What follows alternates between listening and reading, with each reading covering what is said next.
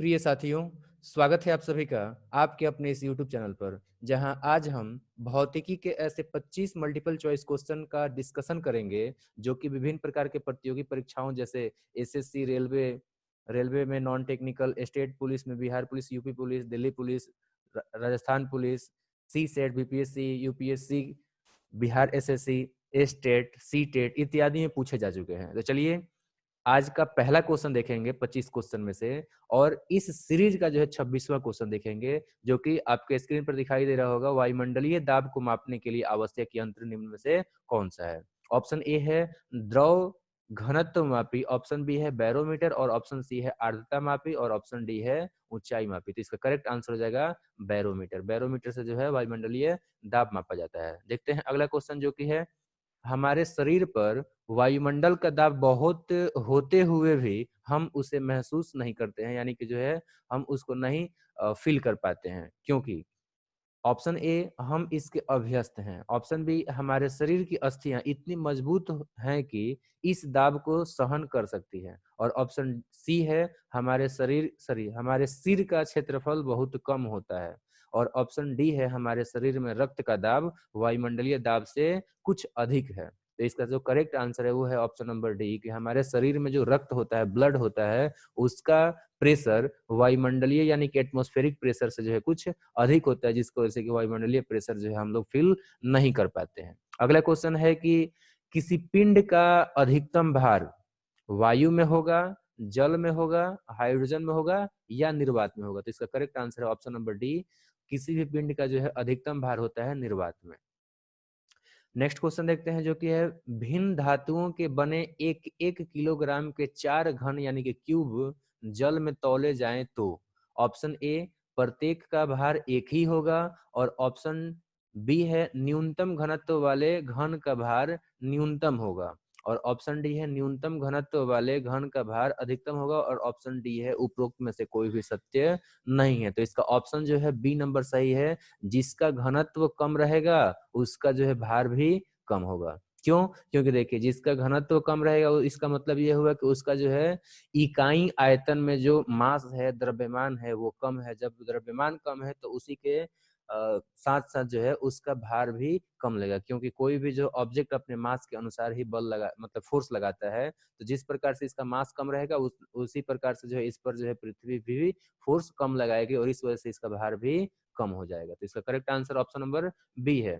अगला क्वेश्चन देखते हैं, जो कि है हाइड्रोजन से भरा गुब्बारा निम्नलिखित में से किसे आसानी से ऊपर उठा ले जाएगा? ऑप्शन ए है 1 किलोग्राम जल को, ऑप्शन बी है 1 किलोग्राम तांबा को, और ऑप्शन सी है 1 किलोग्राम ढीले ढाले रूप से भरे पंख को, और ऑप्शन डी है उपरोक्त सभी। तो इसका करेक्ट आंसर जाएगा ऑप्शन नंबर सी। देखिए 1 किलोग्राम जल को तो गुब्बारा ऊपर लेके जा नहीं पाएगा, काफी भारी है।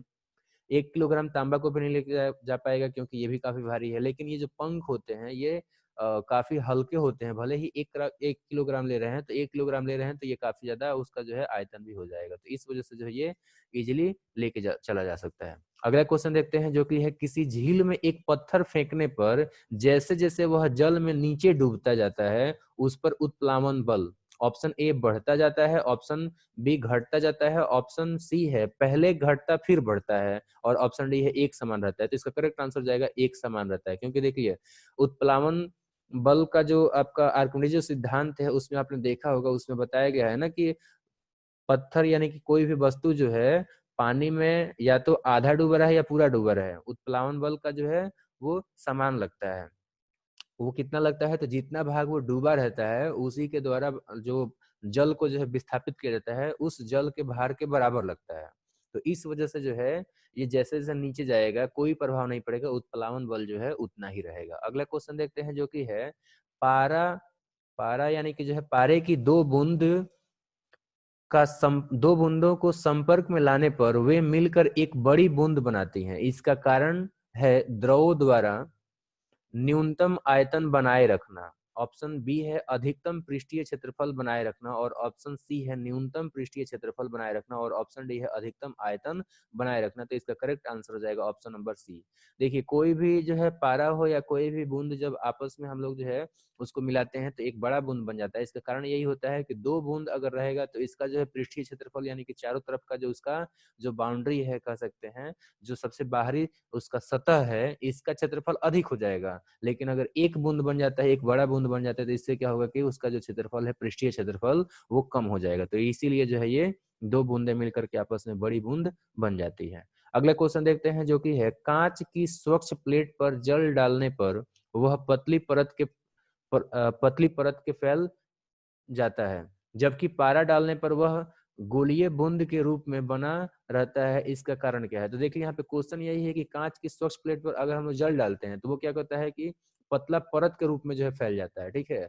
जबकि पारा डालते हैं तो वो परत के रूप में फैलता नहीं है, बल्कि वो जो है आपका बूंद के रूप में गोला बन जाता है। तो इसका कारण क्या है यही आपको बताना है। तो पहला ऑप्शन देखते हैं, पारा एक धातु है, और ऑप्शन नंबर बी है जल की अपेक्षा पारे का घनत्व अधिक है।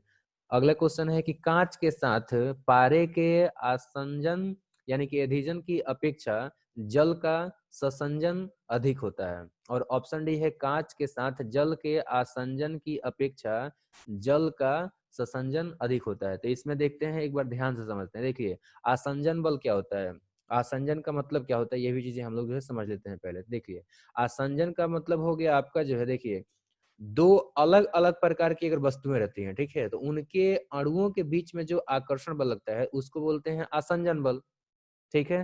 तो अब देखिए यहाँ पे कांच की स्वच्छ प्लेट पर जब जल डाला गया है तो ये फैल गया है, यानी कि जो है आपका कांच के साथ में जो जल होता है उसका आसंजन बल अधिक होगा, ठीक है।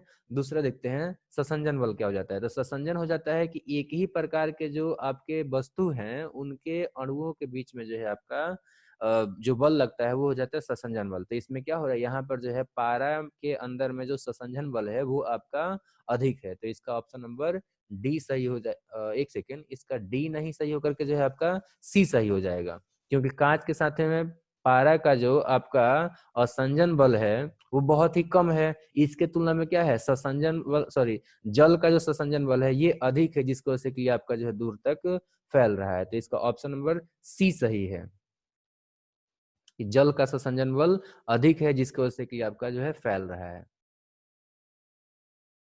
तो इसका आपको करेक्ट आंसर ध्यान रखना है ऑप्शन नंबर सी। अगला क्वेश्चन देखते हैं। अगला क्वेश्चन है कि क्रिकेट की घूमती यानी कि जो है स्पिनिंग करती हुई गेंद, स्पिन तो आप लोग समझते हो स्पिन बॉलिंग होता है, तो क्रिकेट की घूमती हुई गेंद यानी कि जो स्पिनिंग स्पिन बॉल वायु में इधर उधर जो है स्विंग करता है, वो अब किसके आधार पर करता है ये आपको बताना है। मतलब किसके अनुसार जो हम लोग स्पष्ट कर सकते हैं कि स्विंग कर रहा है, कैसे कर रहा है, ठीक है। ऑप्शन ए है वायु बहाव की दिशा में अचानक परिवर्तन से कर सकते हैं, या फिर जो है वायु उत्प्लावन से कर सकते हैं, या फिर वायु द्वारा उत्पन्न जो विक्षोभ है इसके अनुसार कर सकते हैं, या फिर बर्नौली थ्योरम के द्वारा, बर्नौली प्रमेय के द्वारा। तो इसका करेक्ट आंसर हो जाएगा बर्नौली थ्योरम यानी कि बर्नौली प्रमेय के द्वारा जो है हम लोग क्रिकेट की घूमती हुई गेंद स्विंग कर रही है तो किसके आधार पर जो है इसको स्पष्ट कर सकते हैं। जो करेक्ट आंसर हो जाएगा बर्नौली थ्योरम के द्वारा स्पष्ट कर सकते हैं। अगला क्वेश्चन है कि रेलवे प्लेटफॉर्म के किनारे पर खड़े युवक के सामने तेज गति से रेलगाड़ी गुजरने पर युवक पर कोई प्रभाव नहीं पड़ता, प्लेटफॉर्म पर गाड़ी से दूर जा गिरता है, या फिर गाड़ी की ओर गिर पड़ता है, या फिर गाड़ी की ओर या उससे दूर गिर पड़ता है, जो गाड़ी की चाल पर निर्भर करता है। तो इसका करेक्ट आंसर हो जाएगा कि गाड़ी की ओर गिर जाता है। यही कारण है कि जो है लोग बोलते हैं कि जब भी रेलगाड़ी पास से गुजरती है यानी कि जब प्लेटफॉर्म पे खड़े हैं आप और रेलगाड़ी आ रही हो तो उस समय हमें क्या करना चाहिए कि दूर खड़े होना चाहिए, ताकि जो है हम लोग उससे खींचे ना जाएं। इसका कारण यही होता है कि जब वो गाड़ी आती है तो वहां पर जो है रेलगाड़ी आती है तो वहां पर जो है एयर मतलब वैक्यूम हो जाता है एक तरह से, और फिर इस वजह से आसपास की जो हवाएं होती हैं वो रेलगाड़ी की तरफ जाती हैं, तो उसी उन्हीं हवाओं के साथ साथ जो है आप भी खींचे जाएंगे। तो इसलिए रेलगाड़ी जब पास से गुजरती है तो युवक जो है रेलगाड़ी की तरफ में गिर जाता है। अगला क्वेश्चन देखते हैं। अगला क्वेश्चन है कि भूमि से टकराकर फुटबॉल यानी कि गेंद ऊपर उछलती है क्योंकि यह रबड़ की बनी होती है, या फिर ये खोखली होती है, या फिर हल्की होने के कारण वायु प्रतिरोध को दूर करने में असमर्थ होती है, या फिर ऐसा अपने प्रत्यास्थ गुण के कारण होता है। तो इसका कारण, इसका जो है ऑप्शन नंबर डी सही लग रहा है कि ऐसा जो है प्रत्यास्थ गुण यानी कि इलास्टिक प्रॉपर्टी होने की वजह से जो है फुटबॉल या फिर गेंद जो है भूमि से जैसे ही टकराता है ऊपर की तरफ में उछल पड़ता है। अगला क्वेश्चन देखते हैं, जो कि है एक वृत्ताकार धातु की प्लेट को जिसके केंद्र में एक वृत्ताकार छेद हो, गर्म करने पर छेद का व्यास क्या होगा? तो ऑप्शन ए है कम हो जाएगा, ऑप्शन बी है अपरिवर्तनीय रहेगा, ऑप्शन सी है बढ़ जाएगा, और ऑप्शन डी है पहले बढ़ेगा तत्पश्चात कम होगा। तो इसका जो है करेक्ट आंसर हो जाएगा कि बढ़ जाएगा। देखिए लोहा जो है उसको चूंकि हम गर्म कर रहे हैं, मतलब धातु है, लोहा एक एग्जांपल मैंने दे दिया। तो धातु का प्लेट जो होगा अगर उसको गर्म करेंगे तो आपका जो है बढ़ेगा। क्यों? क्योंकि जो है आपने देखा हुआ है कि ये जो है आपका गर्म करने के बाद से जो है फैलता है, ठीक है। तो जब धातु के प्लेट को जब हम लोग गर्म करेंगे तो वो बढ़ेगा, तो उसमें जो छिद्र होगा वो भी बढ़ेगा, जाहिर सी बात है उसका व्यास भी बढ़ेगा। तो इसका करेक्ट आंसर हो जाएगा ऑप्शन नंबर सी। अगला क्वेश्चन देखते हैं। अगला क्वेश्चन है, कांच के फ्लास्क में भरे द्रव के द्रव्यमान को करने पर, यहाँ पे क्वेश्चन में कुछ मिसप्रिंट है, यहाँ पर जो है गर्म करने पर होना चाहिए था, यहाँ पे जो है गर्म छूट गया है, ये ध्यान रखना है आप लोगों को। चलिए एक बार फिर से रिपीट कर देता हूँ मैं क्वेश्चन को। क्वेश्चन है कि कांच के फ्लास्क में भरे द्रव के द्रव्यमान को गर्म करने पर क्या होगा? द्रव का घनत्व अपरिवर्तनीय रहेगा, द्रव का घनत्व बढ़ जाएगा, फ्लास्क में द्रव का तल तुरंत ही बढ़ना शुरू कर देगा, और ऑप्शन डी है फ्लास्क में द्रव का तल पहले कुछ गिरेगा तत्पश्चात बढ़ना प्रारंभ करेगा। तो ऑप्शन नंबर यही डी सही है। देखिए कांच के फ्लास्क में जब किसी लिक्विड को लेकर के उसको हम गर्म कर रहे हैं तो सबसे पहले क्या होगा कि फ्लास्क में जो है द्रव का जो तल है, लेवल है, वो कुछ नीचे जाएगा। उसके बाद से क्या होगा, फिर जो है वो बढ़ना स्टार्ट कर देगा। अगला क्वेश्चन देखते हैं, जो कि है एक जल भरे बीकर में बर्फ का एक टुकड़ा तैर रहा है, बर्फ पिघलने पर बीकर में जल का तल क्या होगा? तो यहाँ पे ऑप्शन ए है ऊपर उठ जाता है, ऑप्शन बी है नीचे गिर जाता है, ऑप्शन सी है पूर्ववत बना रहता रहेगा, और ऑप्शन डी है पहले ऊपर उठेगा तत्पश्चात नीचे गिर जाएगा। तो देखिए यहाँ पर ये एक मान लीजिए कि आपका बीकर हो गया, ठीक है। अब इस बीकर में क्या है कि यहाँ पर जो है आपका इतना तक ये लिक्विड हो गया, यानी कि जो है इसमें जो है जल है, ठीक है। अब क्या है कि इसमें जो हम लोग एक बर्फ का टुकड़ा डाल देते हैं, जब हम बर्फ का टुकड़ा डालेंगे तो इसका जितना भाग जो है आपका डूबेगा उतना भाग यहाँ पे क्या रहेगा, यहाँ पर जो है लेवल इसका पानी का बढ़ जाएगा। अब क्या होगा, जैसे जैसे वो पिघलेगा इस लेवल तक ही रहेगा, जैसे जैसे मतलब ये जो बर्फ पिघलता जाएगा वैसे वैसे क्या होगा, ये जो आपका ऊपर तक का जो पानी है उतना ही भाग में ये एडजस्ट कर लेगा। तो इसलिए यहाँ पे क्या होगा कि जैसे जैसे बर्फ पिघलता जाएगा, चूंकि जितना बर्फ का आयतन है जैसे ही उसमें डूबता है, तैर रहा है, जितना भाग उसमें डूबा हुआ है उतना उसका आयतन ऑलरेडी बढ़ चुका है। अगर पिघलेगा भी तो पानी के अंदर बर्फ जितना है उतना ही पानी के रूप में वो बर्फ बदल जाएगा। इस वजह से क्या होगा कि जितना आयतन अभी डूबने पर है उतना ही रहेगा, यानी कि पूर्ववत बना रहेगा। तो इसका आंसर हो जाएगा ऑप्शन नंबर सी, ना घटेगा ना बढ़ेगा। अगला क्वेश्चन देखते हैं, जो कि हो जाएगा, किसी झील की बर्फ जमी सतह का तापमान -15 डिग्री सेल्सियस हो तो इसके ठीक नीचे झील में जल, यानी कि बर्फ के संपर्क की जो जल है नीचे की तरफ में, उसका तापमान क्या होगा? तो देखो यहाँ पे ऑप्शन नंबर जो है ए सही हो जाएगा, 0 डिग्री सेल्सियस। क्योंकि देखो ये तो टेम्परेचर 4 डिग्री सेल्सियस उतना ज्यादा होगा नहीं, क्योंकि ऊपर में 15 डिग्री सेल्सियस है तो जाहिर सी बात से उसको ठंडा करेगा। ठीक है, जितना मतलब 15 डिग्री सेल्सियस, अगर देखिए यहाँ पे मैं समझा रहा हूँ, यहाँ पे है 15 डिग्री सेल्सियस, तो इसके जस्ट नीचे अगर बात करेंगे तो इसी के आसपास टेम्परेचर रहना चाहिए। लेकिन अब देखिए बातों को समझो, यहाँ पे क्वेश्चन क्या है कि बर्फ का जमा हुआ सतह जो है उसके नीचे जल का पूछा जा रहा है, पानी का पूछा जा रहा है। तो जल तो आपका कब रह सकता है, जब वो 0 डिग्री या फिर ऊपर रहे, ठीक है। तो 0 डिग्री से नीचे आएगा तब बर्फ हो जाएगा, बर्फ का पूछा हुआ नहीं है, यानी कि यहाँ पे पानी का ही बताना है। और पानी कब तक रह सकता है, लास्ट उसका आखिरी जो है आपका जो क्षमता है, कैपेसिटी है, वो 0 डिग्री सेल्सियस तक जो है आपका वो पानी के रूप में रह सकता है। उससे नीचे आएगा तो क्या हो जाएगा, वो बर्फ हो जाएगा। तो -15 डिग्री सेल्सियस तो होगा नहीं, -7.5 डिग्री सेल्सियस तो होगा नहीं, और 4 डिग्री इसलिए नहीं होगा क्योंकि ऊपर में आपका जो है -15 है, तो वो जो है उसके वजह से क्या होगा कि ये जो है 4 डिग्री सेल्सियस नहीं, उसके कम होगा, यानी कि 0 डिग्री सेल्सियस या उससे भी कम होगा। लेकिन जहाँ तक आपका जो है 0 से कम रहेगा, वहाँ तक क्या होगा कि ये बर्फ ही बर्फ रहेगा, यानी कि लास्ट जो है आपका ये 0 डिग्री सेल्सियस पर जो है हमें पानी देखने को मिल जाएगा। तो करेक्ट आंसर 0 डिग्री सेल्सियस है। अगला क्वेश्चन देखते हैं, जो कि है बर्फ जमी झील के अंदर मछलियां जीवित रहती हैं क्योंकि मछलियां नियत तापी यानी कि वार्म ब्लडेड होती हैं। दूसरा कि मछलियां बर्फ में शीत निष्क्रिय यानी कि जो हाइबरनेट हो जाती हैं, या फिर ऑप्शन सी है कि झील की तली पर जल नहीं जम पाता है, और ऑप्शन डी है बर्फ ऊष्मा का उत्तम चालक है। यहाँ पे HHA मिसप्रिंट हो चुका है। चलिए, तो यहाँ पे इसका करेक्ट आंसर हो जाएगा ऑप्शन नंबर सी, कि देखिए ऊपर में भले ही बर्फ जम गया हो, लेकिन उसके नीचे तली पर अगर देखेंगे तो वहां पर जो जल नहीं जमता है। यही कारण है कि मछलियां जो है नीचे मतलब कि जीवित रह पाती हैं। अगला क्वेश्चन है कि क्या होता है जब जल को 8 डिग्री सेल्सियस से 0 डिग्री सेल्सियस तक किया जाए। यहाँ पे क्वेश्चन में जो है कुछ मिसप्रिंट है, और मैं उसको जो है सुधार देता हूं अभी। क्या होता है जब जल को 8 डिग्री से 0 डिग्री सेल्सियस तक जो है टेम्परेचर को कम किया जाए, ये क्वेश्चन होना चाहिए, यानी कि गर्म किया जाए, ऐसे बोल सकते हैं हम लोग। तो रिपीट करते हैं क्वेश्चन, हम लोग क्या कहेंगे, हम लोग क्वेश्चन कहेंगे कि क्या होता है जब जल को 8 डिग्री से जल का तापमान 8 डिग्री सेल्सियस से 0 डिग्री सेल्सियस तक लाया जाए। ठीक है, तो जल का आयतन समान रूप से कम होकर 0 डिग्री सेल्सियस तक ठंडा हो जाता है। ऑप्शन ए हो गया। ऑप्शन बी हो गया कि जल का घनत्व समान रूप से बढ़कर 0 डिग्री सेल्सियस पर अधिकतम हो जाए। ऑप्शन सी है जल का आयतन 4 डिग्री सेल्सियस तक कम होता है और तब बढ़ता है। और ऑप्शन सी है कि जल का घनत्व 4 डिग्री सेल्सियस तक कम होता है और तब उसके बाद जो है बढ़ता है। तो इसका करेक्ट आंसर हो जाएगा ऑप्शन नंबर सी।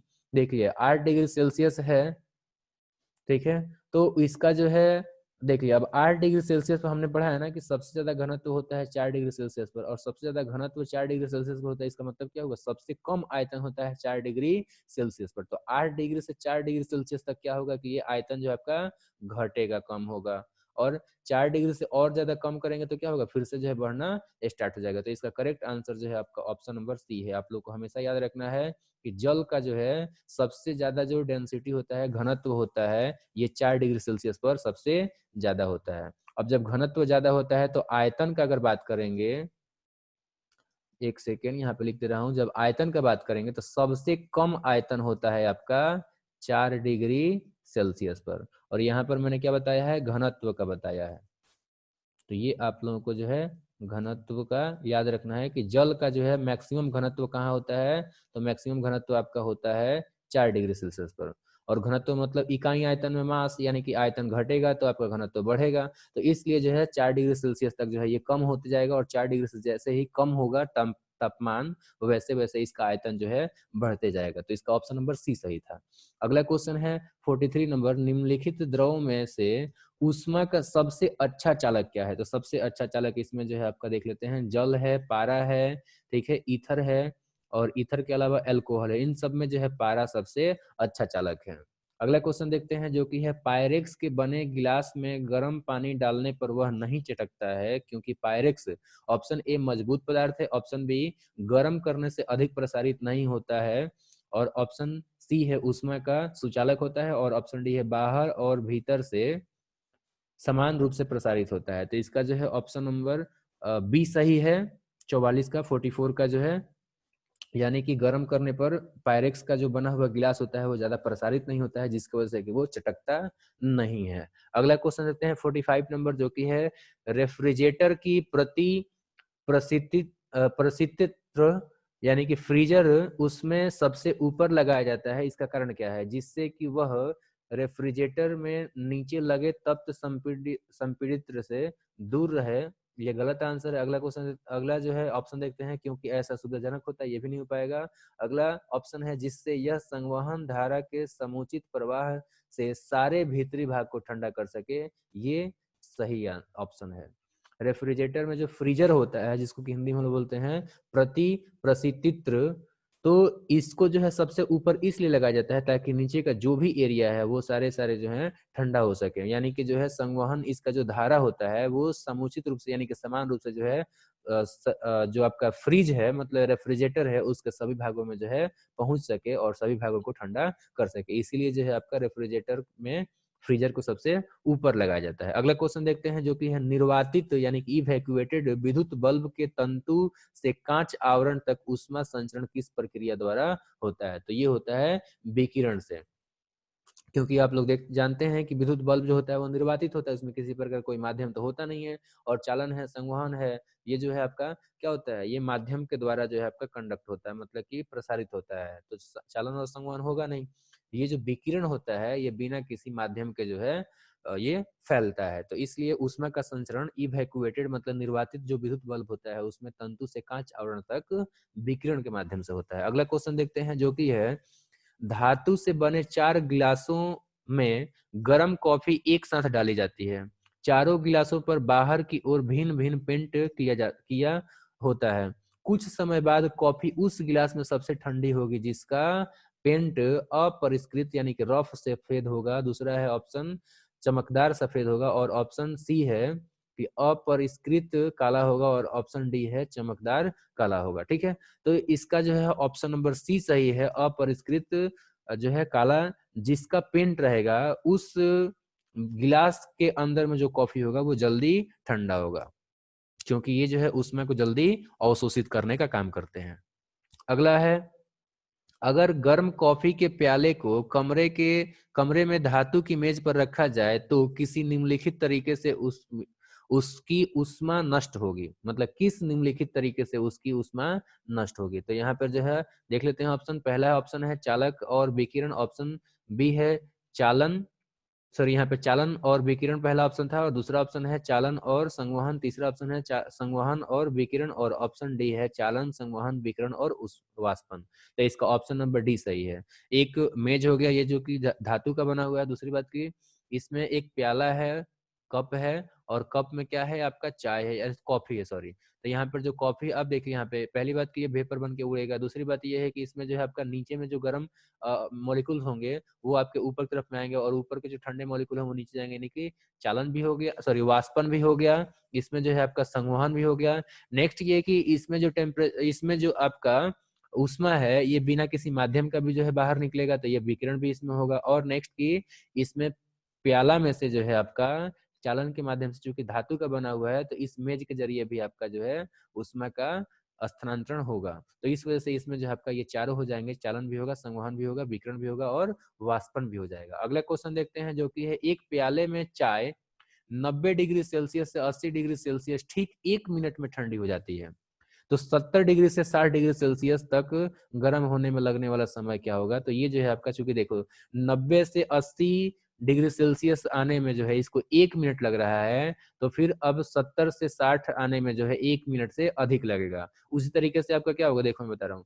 90 से 80 आने में इसको अगर 1 मिनट लगा है, तो 80 से 70 आने में जो है इसको 1 मिनट से अधिक लगेगा, और उससे भी अधिक लगेगा इसको जो है 70 से 60 आने में, और उससे भी अधिक लगेगा इसको जो है 60 से 50 आने में। यानी कि जैसे जैसे जो है इसका टेम्परेचर कम होता जाता है वैसे वैसे इसका समय भी जो है आपका अधिक लगने लगता है। ठीक है, तो इसका करेक्ट आंसर जो हो जाएगा वो हो जाएगा कि 1 मिनट से अधिक समय लगेगा, यानी कि ऑप्शन नंबर जो है डी सही है। अब देख लेते हैं लास्ट क्वेश्चन, और लास्ट क्वेश्चन यहाँ पे आप लोग देख सकते हैं जो कि है किसी द्रव का वाष्पन दर। एक सेकेंड, यहाँ पे क्वेश्चन है कि किसी द्रव का वाष्पन दर द्रव के तापमान पर निर्भर करती है, या फिर ऑप्शन डी है चारों ओर के वायु के तापमान पर निर्भर करती है, या फिर द्रव की सतह के क्षेत्रफल पर निर्भर करती है, या फिर उपरोक्त सभी पर निर्भर करती है। तो इसका जो है करेक्ट आंसर हो जाएगा ऑप्शन नंबर डी, कि ये जो है सभी पर निर्भर करता है, यानी कि जो है तापमान पर भी निर्भर करता है द्रव का, और इसके अलावा अगर बात करेंगे तो चारों ओर के वायु के तापमान पर भी निर्भर करता है, और द्रव का जो सतह का जो क्षेत्रफल है उस पर भी जो है आपका ये निर्भर करता है। तो इस तरीके से जो है आपका ये ऑप्शन नंबर डी सही है। तो आज हमने जो है 26 नंबर से लेकर के जो है 50 नंबर तक के क्वेश्चन को देखा, जो कि काफी महत्वपूर्ण है कॉम्पिटिटिव एग्जाम के पॉइंट ऑफ व्यू से। और अगर ये आप लोगों को जो है अच्छे लगते हैं मल्टीपल चॉइस क्वेश्चन जिसमें कि 4 ऑप्शन दिए रहते हैं, और 4 ऑप्शन में जो है जो मुझे इंपॉर्टेंट लगता है उसके ऑप्शन से ही मैं क्वेश्चन बना करके आप लोगों को समझाने का प्रयास करता हूं जो कि पूछे जा सकते हैं। तो उम्मीद कर रहा हूँ कि आप लोगों को अच्छा लगा होगा, और अच्छा लगा होगा तो दूसरे अन्य दोस्तों को भी इसे शेयर करें। थैंक यू वेरी मच पूरा वीडियो देखने के लिए।